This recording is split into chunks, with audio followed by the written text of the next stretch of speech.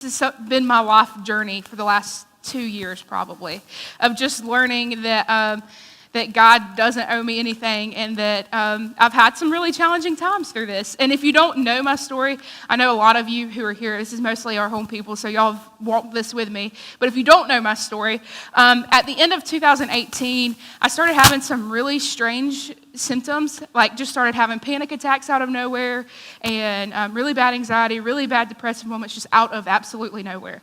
And the only thing that we knew was that I had this autoimmune thyroid condition, and just assumed maybe there's something up with my hormones. Maybe we need to get that checked out. So I had a thyroid ultrasound in December of 2018. And with the autoimmune condition I have, it's not atypical to have nodules or spots on your thyroid.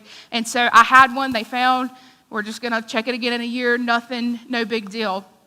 And then in 2019, in June, I went on this study abroad trip to Greece and Italy, and a lot of you helped me make that happen, and it was like a dream come true, the mountaintop of my life. I had the best time, and honestly, I had felt the best, like physically, I had in years after that. And I happened to have a endocrinologist follow-up appointment the week after I got back, and it was on a Tuesday. And I go into the appointment, and it was the best appointment I ever had. I was like, I feel great. My labs look good. Everything's great. And so we get to the end of the appointment, and she said, okay, well, we had this ultrasound 6 months ago. It looks okay. We'll just do it at your next appointment in 6 months. We just won't do it till December of this year. So, but let me just check your neck. Let me just feel it and check things out. And as she started to feel my neck, her face went from, this is a great appointment, to, oh my gosh. And this concern just came on her face and in my heart as soon as that happened. And she said, actually, we're going to do that ultrasound today. And she took me straight into a room to do an ultrasound. And that one spot on my thyroid that was just a centimeter 6 months ago was 2 centimeters. It doubled in size in 6 months. And that's not normal at all. So that drew a lot of concern. And she said, we're going to biopsy this, but don't worry. 95% of these things are benign. You're totally fine. So we're just going to get you in here. And literally the next day, I am going back to the office in Warner Robins to get some needles stuck in my neck. Not comfortable. Don't recommend it. And so, again, she comforted me. 95% of these are benign. You don't have anything to worry about. But there was just something about her tone and the way she carried herself. I was like, I have something to worry about. Something's not normal here. And so she said the results would be back in a week. That was a Wednesday. And so as that week's going by, of course, I'm researching everything that could possibly happen to me. And I'm praying through it, God, what if this is my reality? What if this comes back as cancer? What if this is, something that's really bad? And so through that week, I finally found a little bit of peace with it, or somewhat of a peace with it. And then the next Wednesday, the week from the day that I had it, I was walking into the youth building to get ready to set things up, and I got a phone call from my doctor's office. And as I answered it, I'm expecting to hear a nurse, because who has dealt with specialists, you don't hear from the doctor, right? If you've dealt with a specialist, you know that. Unless it's bad, you don't hear from the doctor. So I answer the phone, and it's the doctor's voice on the other end. And I was like, okay. And so she said, Anita, your results have come back, and it is positive for cancer. And as I'm walking into the youth room, it's just like this weight of everything came down. But I automatically go into this like survival mode, fix it mode. And I'm like, okay, what do we need to do? And how do we need to do it? When do we need to do it? Like, I was just like, let's do it. Let's fix it. Let's get it out. And so she's talking to me through what she thinks should happen. She thinks it should just be a surgery. Everything's going to be great. You're going to be on this pill for the rest of your life, but you're going to be totally fine. This is the good cancer. You're going to be fine. And so I don't really say much to her. And she says, are you okay? And I was like, I think so. And we hung up, and I'm like, okay, now I have to teach the students. And I go into Billy's office. It was right before prayer meeting. I dragged him in there, and I was like, so this is what's happened. I just got diagnosed with cancer, and we prayed, and I went back into the youth room and worshiped with the students and taught. And I just remember this feeling of thinking, no one knows what's happening right now. And just being in this fog that whole night of am I dreaming? Holy cow, what just happened? And that was the kind of the stage I was in for the next several weeks to months after that. And so I was quickly referred to my surgeon. My surgeon said we're going to take out the whole thyroid. We had surgery. It was fine. And then came another waiting game of what are the biopsy results going to be. There are a few subtypes of thyroid cancer, one being, my surgeon actually told me, if you get diagnosed with this one, you might as well go fishing because you're going to die.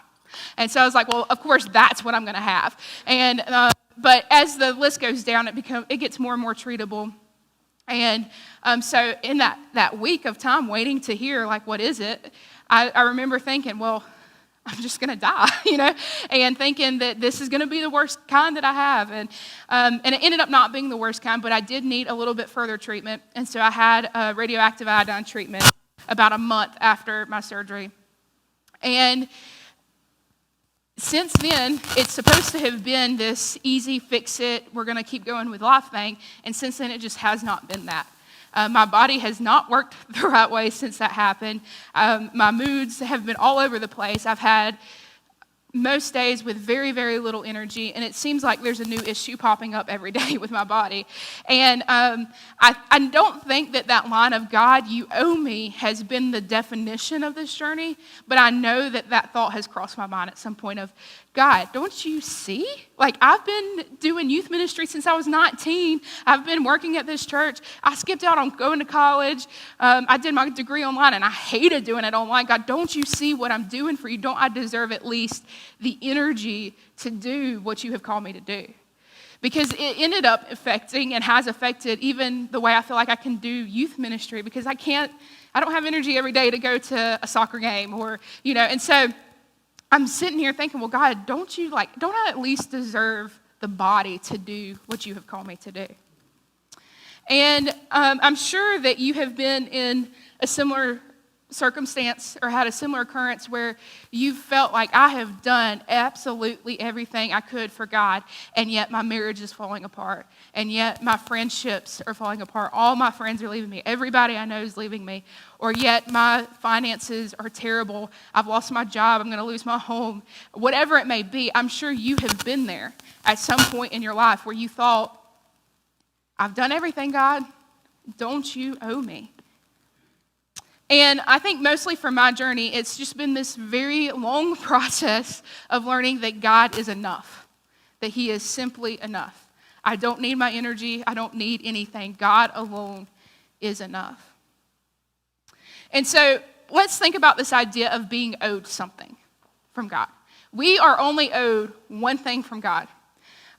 So let's figure out what that one thing is. In the very beginning, who did we have? Adam and Eve. They were in the garden. They were in this perfect garden. And it was absolutely chaos-free, sin-free. And then what did they do? They sinned. They ate the fruit from the tree. And what did God say that would happen if they ate that fruit? They would die. And so Romans 6:23 actually says the wages of sin is death. So what is the one thing that we are owed ultimately? Death. There is nothing that God owes us at all except death. And secondly, I don't believe that God can be indebted to us because there is absolutely nothing we can provide for Him. Like when we cover our friend's bill at a restaurant because they left their debit card. My friends are always doing that for me because I forget things. When we babysit for somebody last minute because they had to go do something, or when we sit with that weird uncle at the family reunion because our cousin doesn't want to and we just want to help him out, what's the one thing we say to him? You owe me. We say, you owe me. And there is nothing we can do to God to say, you owe me. In Romans 11:34-36, I think they're going to put that on the screen for you. For who has known the mind of the Lord, or who has been His counselor, or who has given a gift to Him that He might be repaid?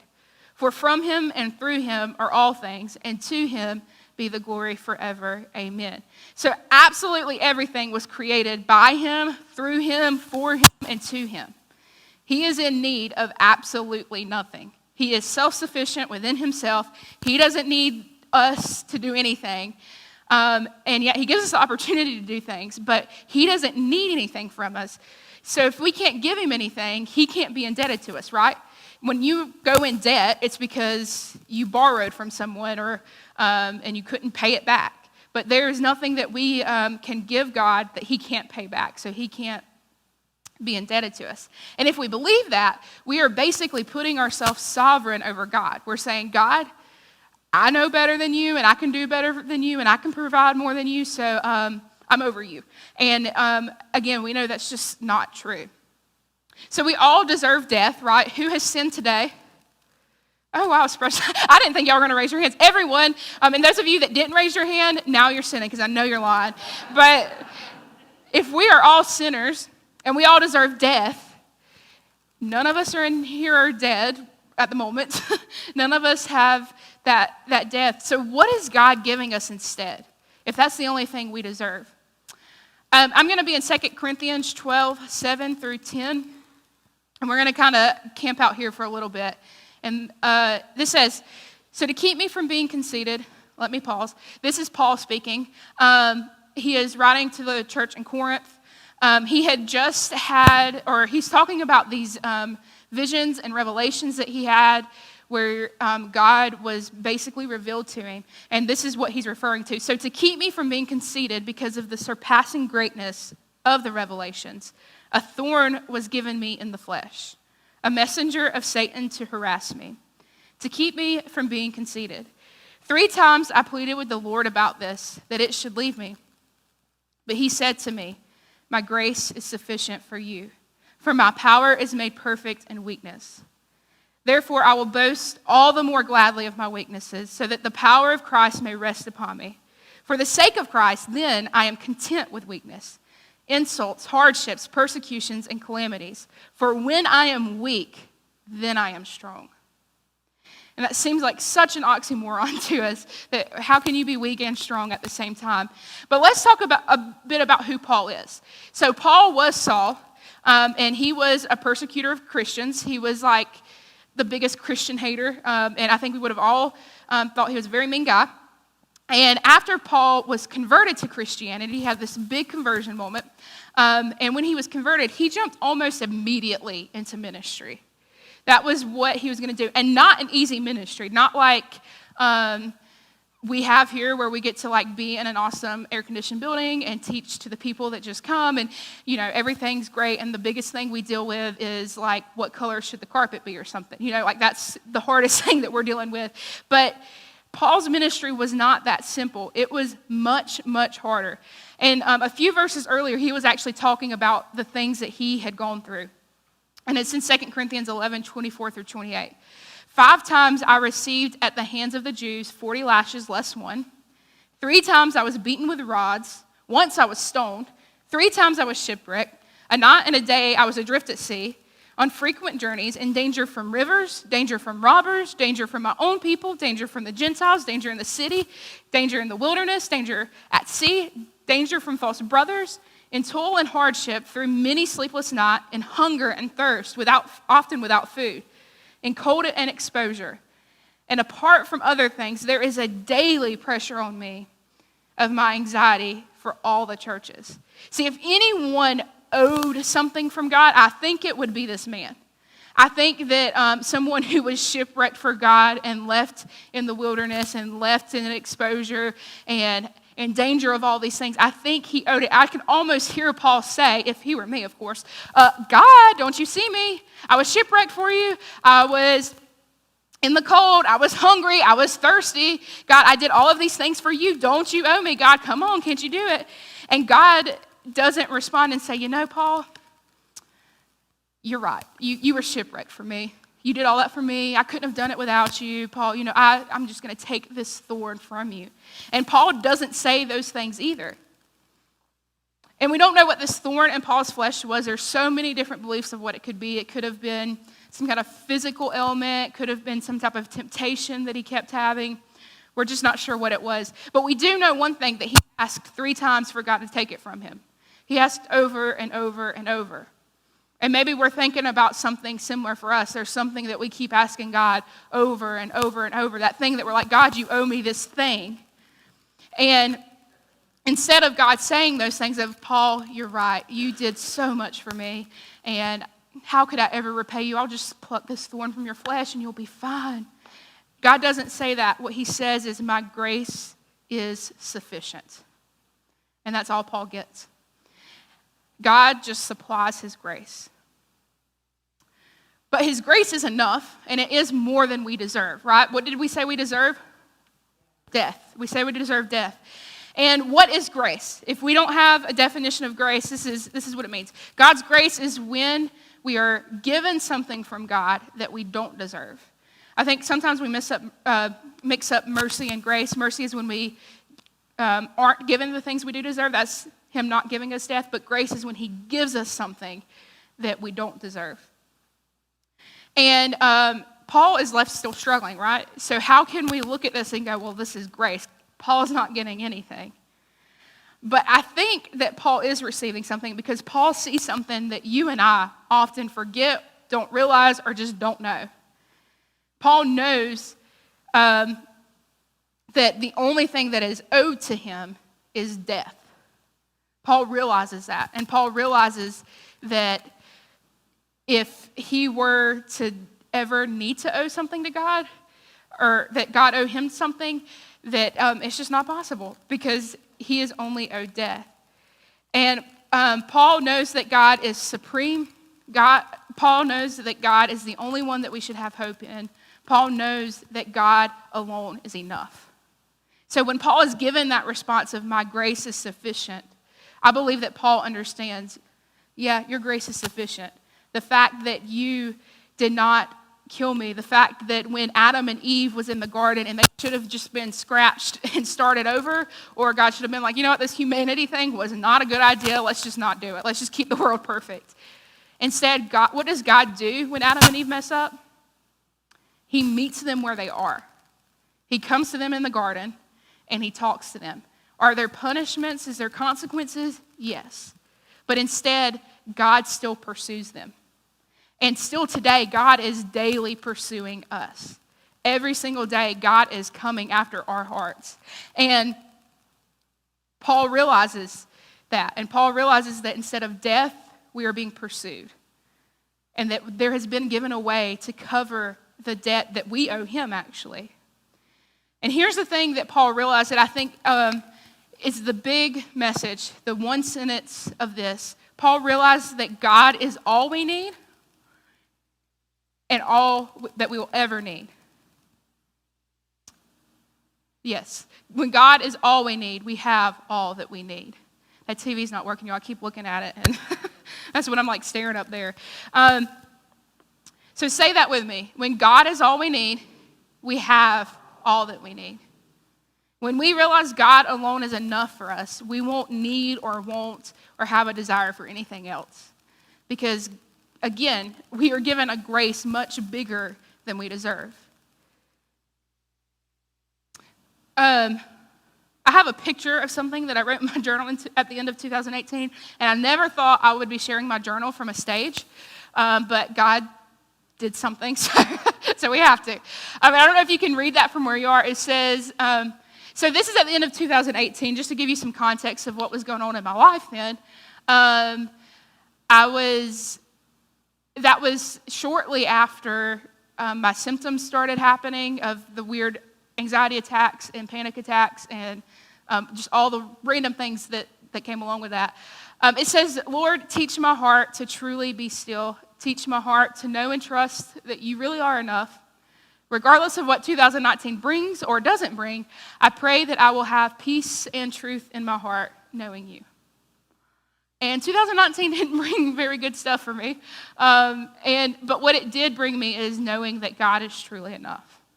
I think that that's what those 2 years were meant for, or these past 2 years, because here we are 2 years later and still struggling. But this is what I think God, the whole point of it was.